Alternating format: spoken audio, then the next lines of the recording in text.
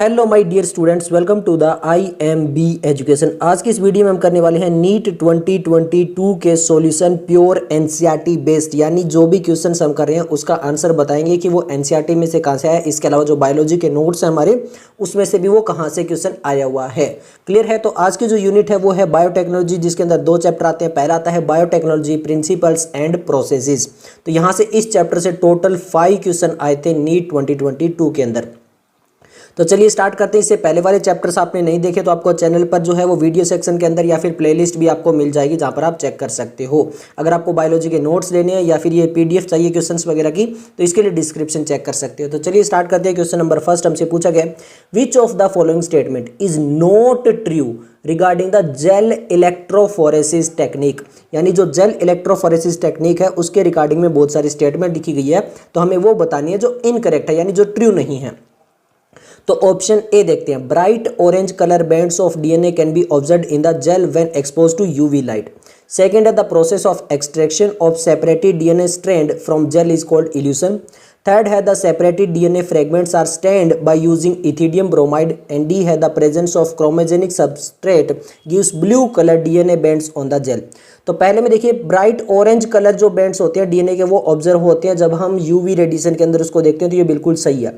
अब इसी के रिगार्डिंग में देखिए डी में जाते हैं, the presence of chromogenic substance give blue. अरे भाई, ऑरेंज ब्राइट ऑरेंज कलर दिखाता है, ब्लू नहीं दिखाता है, तो ये जो हो गई वो गलत हो गई और हमसे यही पूछा था इनकरेक्ट स्टेटमेंट। तो आंसर आ जाएगा ऑप्शन डी। अब एनसीईआरटी में देख लेते हैं कहां पर मेंशन किया गया है। इस क्वेश्चन का आंसर हमें मिलेगा पेज नंबर 198 पर। 198 पर जो जेल इलेक्ट्रोफोरेसिस वाला ये डायग्राम भी दिया हुआ है, इसके साइड में जो पैराग्राफ है यहीं से ये क्वेश्चन हमारे सामने आया हुआ है। तो यहाँ पर देखिए एक ऑप्शन था, यहाँ पर लिख रखा था, you can see bright orange colour bands of DNA in ethidium bromide staining gel expose to UV light. तो ये यहाँ से हमारा एक ऑप्शन यहाँ पे था। क्लियर? अब इल्यूशन वाला पोर्शन कहाँ से था, यहाँ से देखिए, the separated band of DNA are cut out from the agarose gel and extracted from the gel piece, this step is known as elution. तो ये सेकंड हमारा ये भी था। अब इथिडियम ब्रोमाइड वाला आप कहोगे कहाँ पे था, यहाँ पे था, the separated DNA fragment can be visualise only after staining the DNA with a compound known as ethidium bromide. तो अब यहाँ पर कहीं पर भी ब्लू कलर नहीं था, वो आपका ब्राइट ऑरेंज कलर था। क्लियर है? तो यहाँ से हमारा आंसर आ जाता है। ओके, अब हम बायोलॉजी के नोट्स में देख लेते हैं। तो यहाँ पर ये जो हमारा जेल इलेक्ट्रोफोरेसिस है, इससे पहले भी कई बार क्वेश्चन आ चुके हैं, 8 में, 11 में, 13, 17, 19। और जबकि यहाँ पर आप देखोगे जो इथिडियम ब्रोमाइड वाले ये जो पोर्शन है ऑरेंज कलर वाले, यहाँ से 17 में, 19 में, 20 और 21 कंटिन्यू क्वेश्चन आ रहे हैं। और इस बार 2022 में आ गया, यानी 4 ईयर में कंटिन्यू यहाँ से क्वेश्चन आ चुका है। हाँ, ये इल्यूशन वाला जो पोर्शन था ये इस बार जो है वो नया था, बट यहाँ से भी अगर ये पढ़ते हैं तो यहाँ पर भी ब्लू कलर के बारे में कुछ भी नहीं है, केवल ऑरेंज कलर के बारे में मेंशन किया हुआ है। क्लियर है? नंबर 2 है, given below are the two statement, one is label assertion and other is label as the reason. तो एसेसन रीजन दिया गया है। एसेसन में बोला गया polymerase chain reaction is used in DNA amplification. Reason दिया गया the ampicillin resistance gene is used as a selectable marker to check transformation. अब इसको एक तरह से इंडिविजुअल अगर स्टेटमेंट पढ़ते हैं तो पॉलीमरेज चेन रिएक्शन इसीलिए यूज हो जाती है ताकि हम DNA का एम्प्लीफिकेशन कर पाएं, ये बिल्कुल सही है। अब DNA का एम्प्लीफिकेशन क्यों करते हैं? एम्पिसिलिन रेजिस्टेंस जीन जो यूज होती है सिलेक्टेबल मार्कर की टू चेक ट्रांसफॉर्मेशन, इसलिए उसको हम DNA एम्प्लीफिकेशन करते हैं। जी नहीं, ये तो अलग है कि एम्पिसिलिन जो होती है उसको भी हम सिलेक्टेबल मार्कर की तरह यूज कर सकते हैं, ये एक अलग स्टेटमेंट है। दोनों स्टेटमेंट करेक्ट है, बट ऐसा नहीं है कि इसका रीजन ये दे रही है कि ये इस वजह से होती है इसलिए ये रीजन है। जी नहीं, ऐसा नहीं है। स्टेटमेंट दोनों करेक्ट है। तो ए इज नॉट करेक्ट, ये गलत हो जाएगा। बोथ स्टेटमेंट करेक्ट, दोनों स्टेटमेंट करेक्ट तो है। जो आर है वो करेक्ट एक्सप्लेनेशन ऑफ ए, जी नहीं, आर जो है वो करेक्ट एक्सप्लेनेशन ऑफ ए नहीं है। बोथ स्टेटमेंट करेक्ट है, but R is not correct explanation of, ये बिल्कुल सही है। तो आंसर आ जाएगा ऑप्शन सी। अब एनसीईआरटी में देख लेते हैं कहां पर मेंशन किया हुआ है। इनका आंसर हमें मिलेगा पेज नंबर 202 एंड 203 पर। यहाँ पर देखिए ये है हमारी सामने क्या, PCR। अब PCR क्या होता है? Polymerase chain reaction. In this reaction क्या होता है? मल्टीपल कॉपीज ऑफ जीन या फिर DNA जो है वो बनाया जाता है, यानी उसको एम्पलीफाई किया जाता है। अब डायग्राम के नीचे भी लिख रखा है कि यहाँ पे पॉलीमरेज चेन रिएक्शन में each cycle has 3 step, denaturation, primer, annealing और एक्सटेंशन, और यहाँ पे एम्पलीफाइड होकर 1 बिलियन कॉपीज तक हम बना सकते हैं। क्लियर है? इसके अलावा यहाँ पर ये भी लिख रखा है, देखिए, in the process of replication of DNA repeated many times, the segment of DNA can be amplified to approximately billion times 1 billion copies बना सकते हैं। किसके थ्रू? PCR के थ्रू। ये तो एक पॉइंट था, बट यह क्या एम्पलीफाइड का रीजन ये था? ये नहीं था। यहाँ पर देखिए जो सेकंड हमें पेनिसिलियम के बारे में दिया था वो यहाँ पर लिखा हुआ है, देखिए, due to the ampicillin resistance gene only is able to select a transform cell in the presence of ampicillin. The ampicillin resistance gene in this case is called as a selectable marker. तो हाँ, ये सही है कि हम ampicillin resistance जिनको selectable marker की तरह ट्रांसफॉर्मेशन चेक करने के लिए यूज़ कर सकते हैं, बट उसका जो ये जो रीज़न नहीं था कि पीसीआर में जो है वो डीएनए एम्प्लीफिकेशन कर सकते हैं, उसका इसका अलग अलग पॉइंट होता है। हाँ, स्टेटमेंट दोनों करेक्ट थी, इसलिए हमारा आंसर आ गया था। ओके, सेकंड क्वेश्चन हम नोट्स में देखते हैं। तो एम्प्लीफिकेशन ऑफ पीसीआर यहाँ पर दिया हुआ है, यहाँ से ऑलरेडी 12 में, उसके बाद में 18 में, 20 में, डायग्राम भी से भी 12 में, 18 और 2021 में क्वेश्चन आ चुके हैं। कई बार यहाँ से जो है वो आपका क्वेश्चन आया हुआ है। इसके अलावा यहाँ पे 1 बिलियन कॉपीज बनती है, ये सब कुछ पॉइंट यहाँ पर है। इसके अलावा यहाँ पर देखिए जो एम्पिसिलिन वाला था, due to the ampicillin resistance gene 1 is able to select transformation cell, ये वाला भी 2012 में ऑलरेडी यहाँ पे सिलेक्टेबल मार्कर की फॉर्म में ऑलरेडी आ चुका था क्वेश्चन। क्लियर है? तो ये ऐसा क्वेश्चन था जहां से पहले से आ चुका था और वहीं से टॉपिक से क्वेश्चन दोबारा आ गया है। क्वेश्चन नंबर 3 है, in the following palindromic base sequence of DNA which one can be cut easily by the particular restriction enzyme. यानी पैलिंड्रोमिक सीक्वेंस हमें डीएनए का अगर दे दिया जाए तो कौन सा पर्टिकुलरली जो है वो कट हो पाएगा। अब पैलिंड्रोमिक सीक्वेंस क्या होता है, जिनको दोनों साइड से हम रीड करें तो वो सेम सीक्वेंस आना चाहिए। अब यहाँ पे ए में देखते हैं, ए में बोला गया फिफ्थ एंड की तरफ GTATTC है और इधर बोला गया कि CATAAG है। सेकंड में बोला गया फिफ्थ एंड की तरफ GATACT है और थर्ड एंड की तरफ ये टी आ जाता है। फिर आगे बोला गया थर्ड एंड की तरफ CTATGA है और इसी टाइप से यहाँ पे थर्ड और इसी टाइप से यहाँ पे फोर्थ ऑप्शन दिए गए हैं। अब पैलिंड्रोमिक सीक्वेंस का मतलब होता है जब हम उसको रीड करें तो दोनों तरफ से सेम होना चाहिए, मगर इधर अगर हम फिफ्थ एंड से रीड करें और इधर भी फिफ्थ एंड से करें तो दोनों में सेम सीक्वेंस होना चाहिए। अब इधर से अगर फिफ्थ एंड की तरफ से रीड करते हैं तो आता है GTA और इधर जब रीड करें तो आ रहा है GAA, तो ये गलत हो गया क्योंकि इधर से भी यही आना चाहिए था, इधर से भी यही आना चाहिए, तो पहला तो गलत हो गया। सेकंड देखते हैं, फिफ्थ की तरफ से जब हम रीड करें तो आ रहा है GAT, इधर से रीड करें तो आ रहा है AGT, ये भी गलत हो गया, यानी फिफ्थ की तरफ से सेम होना चाहिए। अब हम थर्ड ऑप्शन देख लेते हैं, यहाँ पे देखिए GAATC, इधर देख लेते हैं GAATC। अब ये तो फिफ्थ एंड की तरफ से बिल्कुल सही है, थर्ड एंड की तरफ से दोबारा देख लेते हैं, क्रॉस सेक्शन कर लेते हैं। थर्ड एंड की तरफ से जब रीड करते हैं तो CTTAG और इधर से भी देखते हैं तो CTTAG, यानी ये पैलिंड्रोमिक सीक्वेंस है। तो हमारा आंसर आ जाएगा ऑप्शन C। क्लियर है? क्वेश्चन का आंसर में मिलेगा पेज नंबर 197 पर, और 197 पे जब हम जाते हैं तो यहाँ पे ये लिख रखा है, देखिए For example, the following sequence read the same on the 2 strand 5 to 3 direction. This is also true for the 3 to 5 direction. और ये क्या कहलाता है? पैलिंड्रोमिक सीक्वेंस कहलाता है। इसमें ये था 5 to 3 GAATC और CTT, ये वाला जो है वो हमें ऑप्शन में दिया हुआ था। अब ये क्या कहलाता है? पैलिंड्रोमिक न्यूक्लियोटाइड सीक्वेंस कहलाता है। ये कंप्लीट यहाँ पे दिया हुआ है। इसके अलावा यहाँ पर भी लिख रखा है, देखिए ये लिख रखा है, E-QRI cuts the DNA between the bases G and A only when the sequence GAATC is present, that is the palindromic nucleotide sequence जब प्रेजेंट होगा तभी यहाँ पर ये चीज़ें कट कर पाएगा। तो यहाँ पर ये दो जगह जो है वो पैलिंड्रोमिक न्यूक्लियोटाइड सीक्वेंस के बारे में दिया हुआ है। अगर हम नोट्स में बात करें तो यहाँ पर ये जो पैलिंड्रोमिक न्यूक्लियोटाइड सीक्वेंस है ये ऑलरेडी काफ़ी बार आ चुका है। AIPMT 2010 में, 11 में, 12 में, नीट 2020 में भी यहाँ से क्वेश्चन आ चुका है और वहीं से वापस 2022 में क्वेश्चन आ गया है। क्लियर है? नंबर 4 था, given below are the 2 statement. 2 statement दी गई है, स्टेटमेंट 1 और स्टेटमेंट 2। हमें बताना है कौन सी करेक्ट है कौन सी इनकरेक्ट है। पहली स्टेटमेंट है, restriction endonucleases recognize specific sequence to cut DNA known as the palindromic nucleotide sequence. यानी जो रेस्ट्रिक्शन एंडोन्यूक्लियस होता है वो स्पेसिफिक सीक्वेंस होता है, उसी को रिकॉग्नाइज करके फिर वहीं पे कट लगाता है, उस सीक्वेंस को बोलते हैं पैलिंड्रोमिक न्यूक्लियोटाइड सीक्वेंस। तो ये स्टेटमेंट क्या है? बिल्कुल करेक्ट है। सेकंड देखते हैं, restriction endonuclease cut the DNA strand little away from the centre of the palindromic site. यानी जो रेस्ट्रिक्शन एंडोन्यूक्लियस होता है वो जो पैलिंड्रोमिक साइट होता है उससे थोड़ा सा अवे उसमें कट लगाता है। ये भी बिल्कुल सही है। दोनों स्टेटमेंट क्या है? करेक्ट है। तो स्टेटमेंट 1 इनकरेक्ट, ये नहीं होएगा। बोथ स्टेटमेंट आर करेक्ट, ये हो जाएगा। तो हमारा आंसर आ जाएगा फोर्थ का ऑप्शन बी, क्योंकि दोनों स्टेटमेंट क्या है? करेक्ट है। क्लियर है? क्वेश्चन का आंसर भी हमें मिलेगा एनसीईआरटी की पेज नंबर 196 एंड 197 के ऊपर। जब हम यहाँ पे जाते हैं ये पैराग्राफ हमें देखने को मिलता है। यहाँ पर देखिए ये लिखा हुआ है, रेस्ट्रिक्शन एंजाइम 2 टाइप्स के होते हैं। अब यहाँ पे देखिए last line, each restriction endonuclease recognise a specific palindromic nucleotide sequence in the DNA. तो ये एक स्टेटमेंट लिखी हुई थी, ये बिल्कुल करेक्ट है। ये हमें आंसर यहाँ से 1 पॉइंट तो यहाँ पे मिलता है कि ये करेक्ट स्टेटमेंट थी। सेकंड हमें कहाँ पर मिलेगी? सेकंड हमें यहाँ पर मिलेगी पेज नंबर 197, जो अभी बताया था, ये पहले वाले क्वेश्चन इससे पीछे। Restriction enzyme cut the strand of DNA a little away from the centre of the palindromic site but between the same two bases on the opposite strands. तो यहाँ से ये सेकंड स्टेटमेंट दी गई थी और ये इस तरह से हमारा आंसर आ जाता है। क्लियर है कि अब इसको हम नोट्स में अगर देखें तो एक्सोन्यूक्लियस, एंडोन्यूक्लियस और restriction endonuclease palindromic nucleotide sequence यहाँ से 1998, 2001, 2004, 2006, 2010, नीट 2019 और नीट 2020 और वापस 2022 में भी ये लाइन वापस ले ली गई है। इसके अलावा जो यहाँ पर ये वाली लाइन थी ये पहली बार ली गई है कि restriction enzymes cut DNA from A little away वाली, ये वाली लाइन जो थी वो पहली बार ली है, बट वो वाली लाइन पहले कई बार क्वेश्चन आ चुका है वहां से भी। क्लियर है। चैप्टर का 5th क्वेश्चन है विच of the following is not a desirable feature of A cloning vector, यानी कौन सा एक डिजायरेबल फीचर नहीं है क्लोनिंग वेक्टर का। ऑप्शन दिया गया प्रेजेंस ऑफ 2 और more recognition site, presence of origin of replication, presence of a marker gene या फिर presence of a single restriction enzyme site. तो यहाँ पर देखिए जो रिकॉग्निशन साइट होती है वो केवल सिंगल होती है, तो यहाँ पे 2 और मोर देन रिकॉग्निशन साइट वो नहीं होती है, तो ये डिजायरेबल फीचर नहीं है क्लोनिंग वेक्टर का। तो हमारा आंसर आ जाएगा ऑप्शन ए। अब एनसीईआरटी में देख लेते हैं कहाँ पर मेंशन किया है। क्वेश्चन का आंसर हमें मिलेगा एनसीईआरटी के पेज नंबर 199 पे, और 199 पे जब हम देखते हैं यहाँ पर क्लोनिंग साइट के ऊपर, तो यहाँ पे देखिए लिख रखा है in order to link the alien DNA the vector needs to have a very few preferably single recognition site, यानी यहाँ पर कितनी होगी, केवल सिंगल रिकॉग्नाइजेशन साइट होगी, 2 और मोर देन रिकॉग्नाइजेशन साइट जो है वो वेक्टर में नहीं होगी। For the commonly use restriction enzyme presence of more than 1 recognition site within the vector will generate several fragment which will complicate the gene Colin.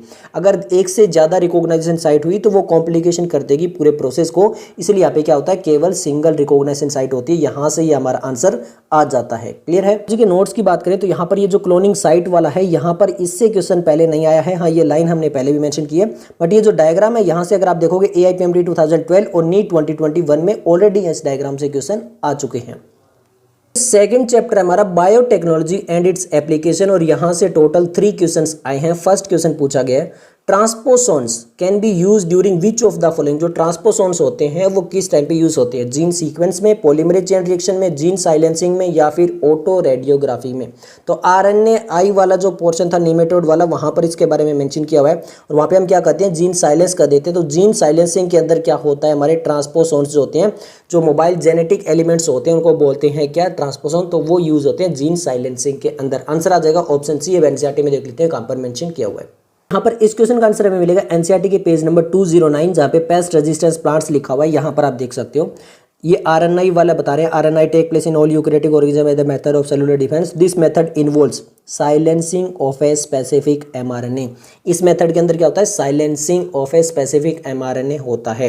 Due to complementary double stranded RNA molecule that bind to and prevent translation of the mRNA, उस process को क्या बोला जाता है, silencing बोला जाता है। अब इस साइलेंसिंग में कौन हेल्प करता है, the source of this complementary RNA could be from an infection virus having RNA genome और mobile genetic element that is transposon. तो यहाँ पर लिख रखा है transposon that replicate via an RNA intermediate. तो ये किस में हेल्प कर रहे हैं, ये साइलेंसिंग में, यानी जीन साइलेंसिंग के अंदर ये हमारा आंसर आएगा। क्लियर है, यहाँ से हमारा ये आंसर बन जाता है। ओके, अब हम देखते हैं पेस्ट रेजिस्टेंस प्लांट। यहाँ से भी देखिए अगर हम नोट्स की बात करें तो कई बार क्वेश्चन आ चुके हैं। नीट 2016 में आ चुका है, 11 में, 12 में, 13 में, 19, 20, ये साइलेंसिंग वाला तक तो आ चुके हैं। हाँ, ये ट्रांसपोसोन वाला जो है ये यहाँ पर हाईलाइट किया गया है और इसको मेंशन नहीं किया गया था, इसलिए आपका 2022 में आ गया है, बट इस टॉपिक से काफी बार नीट में क्वेश्चन आ चुके हैं। क्वेश्चन नंबर 2 है in gene therapy of adenosine deaminase deficiency. जो ADA डेफिशिएंसी होती है उसमें जीन थेरेपी में क्या होता है, the patient require periodic infusion genetically engineer lymphocyte because. तो वहाँ पर पेशेंट को बार बार जो है वो जेनेटिकली इंजीनियर जो लिम्फोसाइट होते हैं वो लेने पड़ते हैं पीरियोडिकली। ऐसा क्यों है? ऑप्शन है genetically engineered lymphocyte are not immortal cell, retroviral vector is introduced into these lymphocyte, gene isolated from marrow cells producing ADA is introduced in the cell at embryonic stage, and D है lymphocyte from patient blood are grown in culture outside the body। हमसे reason पूछा है कि उसको बार बार periodic infusion क्यों लेना पड़ता है, और उसका रीज़न ये है कि जो जेनेटिकली इंजीनियर लिम्फोसाइट होते हैं वो इमोर्टल नहीं है, यानी वो कंप्लीट लाइफ स्पेन तक नहीं चलते हैं, वो भी क्या होते हैं एक टाइम के बाद में उनकी डेथ हो जाती है, तो इस वजह से उनको बार बार लेना पड़ता है। तो आंसर आ जाएगा ऑप्शन ए। अब एनसीईआरटी में देख लेते हैं कहाँ पर मेंशन किया हुआ है। इस क्वेश्चन का आंसर हमें मिलेगा पेज नंबर 211 पे, जहाँ पे इसके बारे में बताया गया जीन थेरेपी के बारे में। और जीन थेरेपी के बारे में जब हम यहाँ पे पढ़ते हैं तो यहाँ पे देखिए a functional ADA-C DNA using a retroviral vector is then introduce into these lymphocyte which are subsequently return to the patient. However As these cells are not immortal, the patient require periodic infusion of such genetically engineering lymphocyte। क्योंकि ये cell जो immortal नहीं है, इसी वजह से यहाँ पर जो है वो बार बार उनको क्या करना पड़ेगा, वापस पेरियोडिकली इन्फ्यूजन करवाना पड़ेगा। तो यहाँ पर ये कंप्लीटली आंसर हमारा प्योरली एनसीईआरटी बेस से आ जाता है। नोट्स की बात करें तो जो हमारा एडीए वाला है, यहाँ से 9 में, 12 में, 16, 2021 में भी क्वेश्चन आया था, 13 और 18 में भी क्वेश्चन आया था। हाँ, ये वाली line as the cell are not immortal, the patient require a periodic infusion lymphocyte, यहाँ से इस बार 2022 में क्वेश्चन आ चुका है। ये टॉपिक काफी बार पहले भी ऑलरेडी आ चुका। ओके, क्वेश्चन नंबर 3 है और सबसे इंटरेस्टिंग क्वेश्चन, ये पूरे जो हमारा जितने भी क्वेश्चन आए थे उसमें सबसे इंटरेस्टिंग क्वेश्चन यही है जो एनसीईआरटी से और फिर भी बहुत ज्यादा कंफ्यूजिंग सा लगता है। Statement related to human insulin are given below, यानी ह्यूमन इंसुलिन से रिलेटेड बहुत सारी स्टेटमेंट दी गई है। अब हमसे पूछा क्या है वो इंपॉर्टेंट है। We statement is are correct about genetically engineering insulin, यानी इंसुलिन के रिगार्डिंग में तो बहुत सारी स्टेटमेंट नीचे दी हुई है, बट हमसे ये बताना है कि जो जेनेटिकली इंजीनियर इंसुलिन है उसी के अकॉर्डिंग हमें जो है वो करेक्ट स्टेटमेंट बतानी है। अब ए देख लेते हैं, pro hormone insulin contain extra stage of C peptide. Second है, A peptide and B peptide chain of insulin were produce separately in E coli, extracted and combined by creating disulfide bond between them. Third है, insulin use for treating diabetes was excreted from cattle and pigs. D है, pro hormone insulin need to be processed for converting into a mature and functional hormone. E है हमारा, some patient develop allergic reaction to the foreign insulin. अब insulin के regarding में सारी correct है, all correct है, all clear है। But हमसे क्या पूछा, जेनेटिकली इंजीनियरिंग। जो प्रो हार्मोन यहाँ पे एक्स्ट्रा स्टेज होता है वो मेमल्स और जितने भी ह्यूमंस होते हैं उसके अंदर नेचुरली होता है, ये तो सब में। A peptide and B peptide of insulin, ये ही इसी में तो हम जो हमारा रिकॉम्बिनेशन टेक्नोलॉजी है उसका यूज करते हैं जेनेटिकली मॉडिफाइड करके, और यही तो जो स्टेटमेंट है वो बिल्कुल सही है जेनेटिकली इंजीनियरिंग के लिए। तो बी स्टेटमेंट हमारी बिल्कुल करेक्ट है।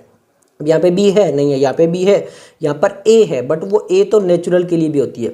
अब आगे चलते हैं, insulin use for treating diabetes was extracted from cattle लिम्पिंग, ये तो नेचुरल में भी हो सकती है। Pro hormone insulin need to be process for converting into, ये तो हर एक में होती है, मैमल्स में भी। Some patient develop allergic reaction, ये भी होता है। तो यहाँ पर जो केवल जेनेटिकली इंजीनियर के लिए पूछा है वो केवल बी है, ए भी नहीं है, डी भी नहीं है, केवल बी है। तुम्हारा आंसर आता है ऑप्शन सी।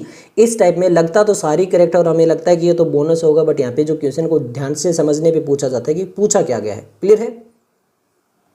इस क्वेश्चन का आंसर हमें मिलेगा एनसीईआरटी के पेज नंबर 211 पे। अब यहाँ पर देखिए, ये इंसुलिन के बारे में बहुत सारे पॉइंट लिखे गए हैं, ये सारे पॉइंट तो करेक्ट थे, बट अब हमसे क्या पूछा गया था कि जो जेनेटिकली मॉडिफाइड के द्वारा हम कौन से इंसुलिन को कैसे प्रोड्यूस करेंगे। तो यहाँ पर देखिए, यहाँ पर लिख रखा है, सामने आपके सामने है, The main challenge for production of insulin using rDNA techniques was getting insulin assembled into a mature form। तो हमारे सामने मेन चैलेंज यही था कि हमें rDNA टेक्निक्स यानी जो जेनेटिकली मॉडिफाइड करके उसको कैसे ऑब्टेन करेंगे। तो इसमें यहाँ पर ये रीजन दिया है। In 1983, Eli Lilly and an American company prepared two DNA sequence of corresponding A and B chain of human insulin and introduced them in plasmid of E. coli to produce insulin chain. Chain A and B1 produced separately, excreted and combined by creating disulfide bond to form human insulin। तो यहाँ पर ये जो हमने genetically modified करके यहाँ पर बनाया था, यही केवल प्रोसेस था जेनेटिकली मॉडिफाइड करने का। बाकी जो प्रोसेस वगैरह लिखे हैं वो सारे के सारे सभी के लिए, देखिए लिखा हुआ है, in mammals including human insulin is synthesised as a pro hormone. तो ये तो नेचुरली है, यहाँ पर जेनेटिकली मॉडिफाइड नहीं है। ये मेमल्स में और सब ह्यूमन में भी ऐसा ही होता है कि इंसुलिन जो होती है वो प्रो हार्मोन में होती है, और फिर उसको जो है वो एक्स्ट्रा स्ट्रेच सी बैंड होता है, और फिर उसको जो प्रेजेंट होता है वो मैच्योर इंसुलिन में नहीं होता है, और ये मैच्योरेशन के टाइम पे ये सब कुछ होता है। तो ये नेचुरल था, बट हमने जो rDNA टेक्नोलॉजी में क्या किया था, यही किया था, ए और बी जो चेन थी वो अलग अलग जगह हमने ई कोलाई के अंदर प्रोड्यूस की और फिर डाइसल्फाइड के द्वारा उन दोनों को जोड़ दिया, तब ह्यूमन इंसुलिन हमें प्रोड्यूस हुई। तो ये जो हमसे यही तो क्वेश्चन में पूछा गया था कि which are correct about genetically engineer insulin. ये नहीं पूछा गया था कि इंसुलिन के लिए कौन सी स्टेटमेंट है, वहाँ पे तो पहले ही क्वेश्चन में दे दिया गया था कि statement related to human insulin बहुत सारी दी हुई है, बट हमसे पूछा है जेनेटिकली, तो इसलिए आंसर आता है। क्लियर है। तो यहाँ से हमारा आंसर ओके। तो यहाँ पर देखिए, ह्यूमन इंसुलिन वाला जो पोर्शन है यहाँ से ऑलरेडी काफी बार नीट में क्वेश्चन आ चुका है। 2010 में आया, 14 में आया, 16 में आया, 20 में आया, 2021 में भी आया। इसके अलावा ये जो हमारे सामने दिए डीएनए टेक्नोलॉजी के द्वारा यहाँ पर इली लिली वाले 2008 में आ चुका था, और यहाँ पर इस लाइन से जो है तो वो क्वेश्चन नहीं आता, बट यहाँ पे इस मेन पोर्शन जो है यहाँ से 2008 में क्वेश्चन भी आ चुका था, और यहाँ से भी अगर आप ध्यान से पढ़ते हो तो काफी बार नीट में क्वेश्चन आ चुके हैं। तो ये सब कुछ था इस वीडियो के लिए। आपको वीडियो पसंद आए तो लाइक कीजिए, दोस्तों के साथ शेयर कीजिए। मिलते हैं जल्दी नेक्स्ट वीडियो के साथ, तब तक के लिए धन्यवाद।